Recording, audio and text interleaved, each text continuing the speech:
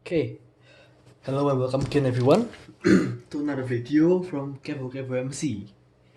Now, because today's the essentially a lockdown, so I in Indonesia can't go anywhere at all unless I really have to because of this coronavirus thing. So I shall be talking about this, which is my Sony A3000. I've never made a single video on the channel with this thing or about this thing, in that matter, yeah. And now it's sold, so I'm gonna be sending off tomorrow. Now, I bought this like the start of the lockdown, so about 2 weeks ago, I think. And it's been a nice camera, but I really don't like it at all. So why I don't like this thing at all is because I used to come from the next line of Sony. So, um, if you remember the video where I used the Nex 5N 5T, and I've also used like some of the newer Sony cameras like the A64 6500 and the A7S. I've used those things, so using this thing feels like um feels not that good, I'd say. Feels really cheap, this thing. This thing is newer than the A7S, which was than my Nex 5N. My Nex 5N was made by Sony in 2011, I think, and this thing is made in 2013, should be. So this thing should be the same age as my um Sony A Nex 5T, but in terms of quality, this thing is pretty rubbish. So let me show you something. First, the kit lens is exactly the same thing as the Nex 5T I had that dropped and broke, essentially. So I bought the Nex 5T with a broken kit lens that time, which had this thing off, didn't have the slider thingy, and it also had like a broken lens that didn't come in fully. So now I have an A3000 with normal lens. Comes out, goes back in. Okay, nice. So that might be nice if the kit lens was better. Like, I've got this thing for a few weeks and I've never used the kit lens a single time. All I've used was this, which is the Jupiter 9 Red P version. I haven't made any videos on this thing at all, and I'm not really sure if I've used this thing with this, which is the Fuji 150 1.4, but I'm not very sure. This is gonna be my telephoto lens for the Pentax Q after this. So this might be uploaded after the Pentax Q video or before the Pentax Q video, because I'm recording this after my Pentax Q video. So now this thing is really cheap. Like in the build, it's really cheap. It's pretty rubbish. Cause if you look at this, it's got like this pop-out flash thingy, and it's like so plasticky as heck. The whole body's plastic, unlike the magnesium alloy from the Pentax and stuff.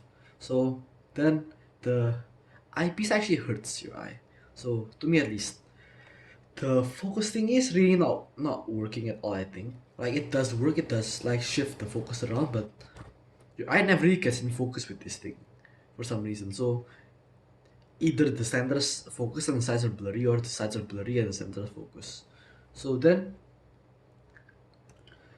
what I've done with this thing is I've just put this, which is my let me show you this, which is my Sony RS100 Viewfinder I've made from a Fujifilm compact camera.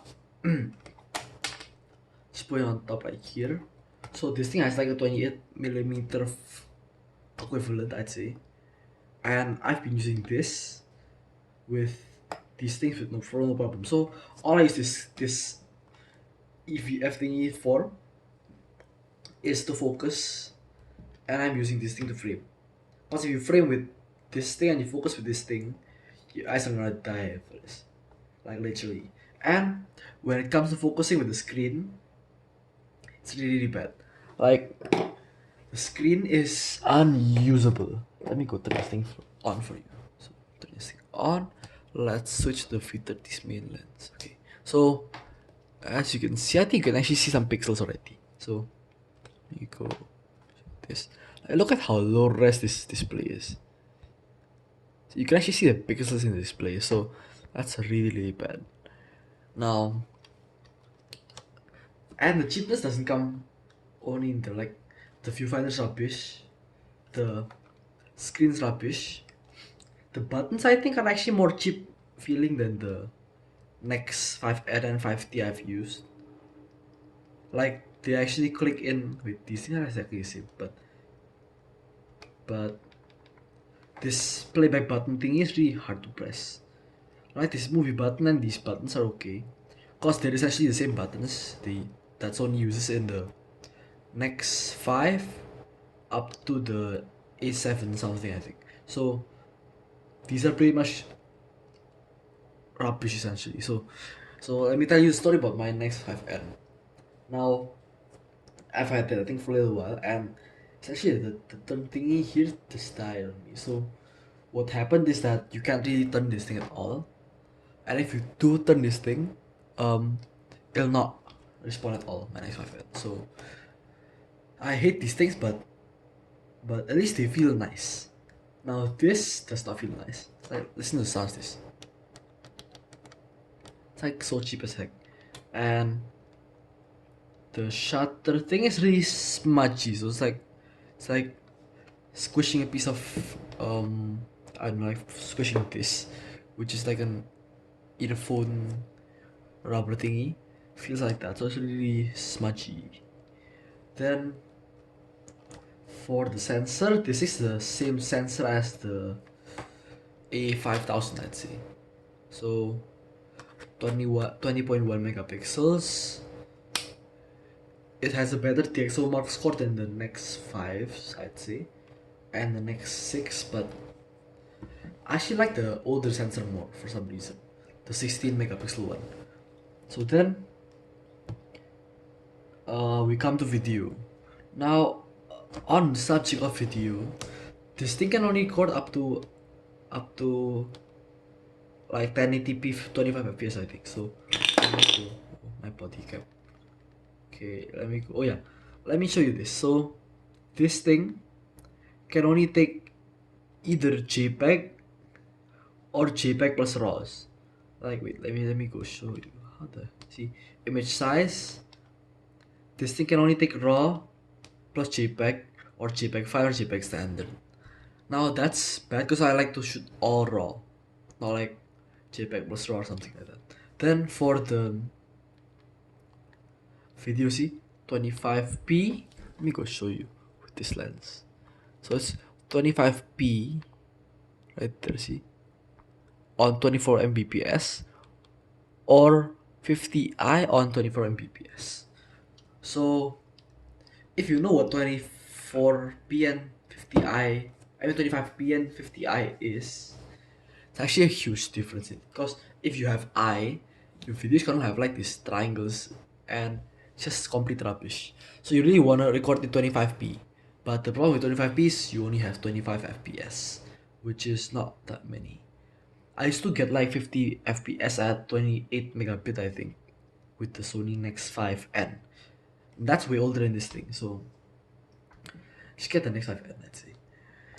This thing costs more than the Nex 5N, it's more rubbish than the Nex 5N, and it's bigger than the Nex 5N, it's heavier than the Nex 5N.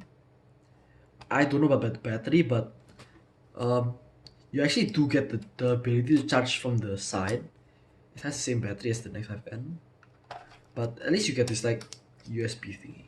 So there you go, you can charge for USB and the SD cards on the side. Now problem with this thing is the battery door is really cheap. Like Sony battery doors are usually pretty nice, but this thing's really cheap. Then the SD cards go in here pretty hard. Like they go in, you gotta put them in a certain angle. Let me show you. So got this SD card, like gotta like wiggle it in. I just got lucky this time, but sometimes actually gets like stuck in there. It's pretty odd. So then for the Sony bit, oh yeah, the Nex 5T from the same year actually has the same charging thing. So if you do want to have something that can charge from the camera with a micro USB B, then just get the 95T. And what else can I talk about? Oh yeah, also this thing has no sensor on the thing. So every single time you put your eye on this thing, it won't like just change. So let me go show you. So for this thing to change into the EVF mode, you gotta like put your your finger on this button, just press it. There you go, now you're in this mode. Like, it's unlike the Sony A7 where you can like put your face on this thing. I'm not comparing this thing with the A7, but I'm just saying that it's not that nice. Don't like have don't have a sensor on your face. Then for lenses, I've been using the Jupiter 8. Jupiter 9. I used to have an 8. This is awesome. And I can tell you that this mount is different from the next 5 and A7 mounts. Why? Because of this. If you take my next 5 and you put this lens on it, which is the Jupiter 8, with my 3D printed contacts RF to Sony E mount adapter, cause it's way cheaper to 3D print yourself. It's actually pretty loose. Now this thing is not loose at all, it's really tight. So as you can see, this thing goes in, then you go twist it. Pop, see? Look how tight that thing is inside the mount.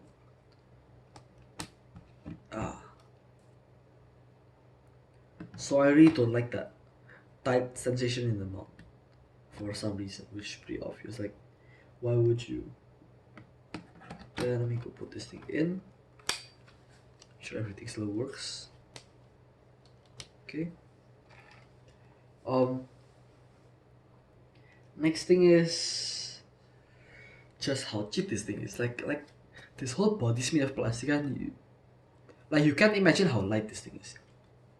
I've used a Canon DSLR, which is comparable in size with this thing, which is the Canon 750D, I think, and I think it's like way heavier than this. So this thing ends up feeling cheap. I like light stuff, but at least light stuff doesn't creak about. Like, this thing actually creaks. Like, listen to this. You can like make it creak. See? Like, what kind of build quality is that? Even the Pentax Q, which is like super small, doesn't exhibit any sound making and stuff, which is awesome. The only thing that makes sound is the LCD when you like smudge on it. So overall, this thing has rubbish build quality. Looks like a DSLR. Totally is not DSLR. Has a rubbish screen, so it's hard to focus. Doesn't have great video. Cannot shoot RAW only. The only thing going for this thing is that this thing's way better condition than my Nexus. Cause of I don't know what, but I always get like these rubbish destroyed Nexus, while I get this thing in immaculate condition. Like, look at how shiny this display is, how scratchless this body is. Like, this thing is way better than my Nexus in terms of condition, but not in how much I like this thing. Now after this, I might get an A7S or Nex 7 to replace this thing, because of the fact that I don't really like this thing at all. So that might be my overview about my first and last A3000 camera, which is essentially a mirrorless camera trying to be DSLR.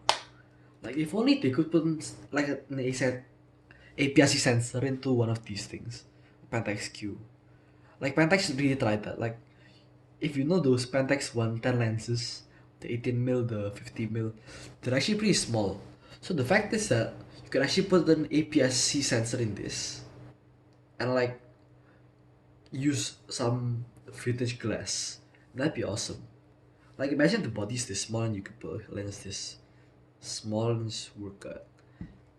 Only thing about this small and making it APS-C is that I don't really believe you can, because if you look in the Pentax Q, you actually have an SD card, which is this long, Now I'm veering off topic. I was supposed to talk about the A3000, but I find this thing so uninteresting that I don't really want to talk about it all. You have the SD card that's that long. You have the battery that's that long. And you have to factor in the door, so you gotta like reduce some space. Okay, you gotta put the battery in here, this thing in here, and you got like this TV in AV ports, probably go up to here, so you got like this much space left inside the camera. This much space for a processor and everything like that, which is awesome. I actually love Pentax of that. Now, I'm also very interested in the Panasonic Lumix CM1, I think that's called. Because that thing has the electronic shutter, so with that thing you can actually shoot around people and stuff quietly. Now this thing has an electronic shutter, but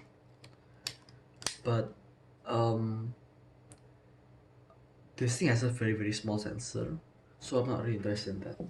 Now that's why I actually want an A7, because the fact that you can actually put the A7 into silent shutter mode, and because the fact that I have used an A7S before, and I think could see in the dark, like literally, I was using a Super Dacomar 50mm f1.4, the SMC one, the newer one, and I think could absolutely see in the dark. So you're like in some hallways in the night, and I can see every single thing clearly. Now I have this Fujinon 51.4, which should do the same thing, and I just can't wait to put this thing on an A7 body.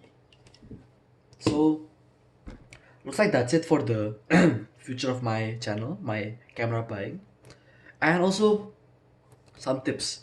Now because of the coronavirus, cameras are actually getting cheaper. Like I got this thing for nearly nothing, even less than the strap I got with the camera. So this thing is very nice, and it's a deal I made when Indonesia is essentially in the like the climax, I'd say, of the coronavirus epidemic, and I sold this thing in the middle of the coronavirus epidemic. So literally I haven't taken this thing out at all since I bought it, because of the fact that I bought this thing like before the epidemic started in Indonesia. Then I got it home. Then after I got it home, like 3 days after that, the lockdown started, so I couldn't really take this thing anywhere at all. And so now this is the video where I actually end up talking about this thing one day before I send it off to somebody else. So everyone, thanks for watching. Hopefully you liked the video for today. I'm also gonna apologize for my like rubbish table, which is super dirty, because of constructing these things, charger and stuff. So yeah, bye everyone. Keep safe. Don't go out. Stay at home as much as possible if you can.